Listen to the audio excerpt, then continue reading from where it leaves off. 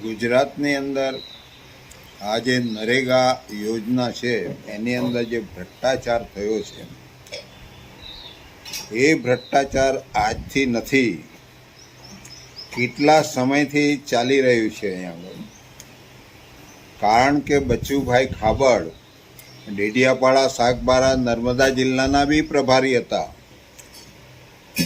અને જેટલી જગ્યાએ આ નરેગા યોજના ચાલી છે આ ગુજરાતની અંદર, એ તો ગરીબો માટે મરેગા યોજના બનાવી દીધી છે અને નેતાઓ માટે જીવવા માટેની યોજના બનાવી દીધી છે એવું લાગે છે.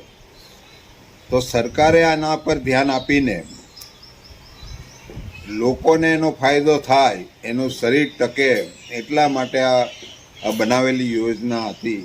એને આવી રીતના દુરુપયોગ કરીને, સત્તાનો દુરુપયોગ કરીને લોકોનું ચાવ કરી જવું, એને કોઈ ન્યાય નહીં આપવો. આજે પણ એ સરકારની અંદર બચુભાઈ ખાબડ ચાલુ છે, એને તે જ મિનિટે સસ્પેન્ડ કરીને બહાર કરો ને, એને કાઢી મૂકો ત્યાંથી. શું જરૂર છે? એના છોકરાઓ, એનું આખું સર્કલ આવી ખોટી એજન્સીઓ બનાવીને લોકોના આ બધું લૂંટી લેવું એ કેટલા અંશે વ્યાજબી છે? એ લોકોએ કહ્યું છે કે અમે કોઈને ખાવા દેતા નથી અને ખાતા નથી. તો આ વાત અહીંયા આગળ જુઠ્ઠી સાબિત થાય છે. તમે જ ખાઈ જાઓ છો લોકોનું.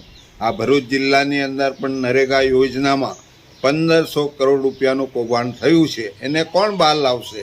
કેમ કે બધા જ ચોર સત્તાની અંદર બેઠા છે, એની તપાસ કોણ કરશે? મારે એમ કહેવું છે.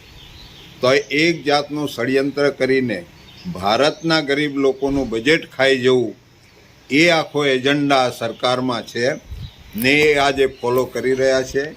એટલે એમને કોઈ નુકસાન થતું નથી, એમને કોઈ સજા થવાની નથી. કારણ કે એ જ લોકો ચોરી કરવાવાળા છે, એ જ લોકો FIR કરવાવાળા છે, એ જ લોકો એની તપાસ કરવાવાળા છે.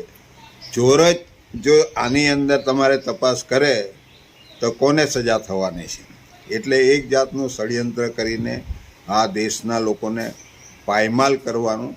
આના નરેગામાં જ નહીં, એક એક યોજના અત્યારે જે ચાલી રહી છે વિકાસના નામે, એ વિનાશ કરવાની યોજના છે.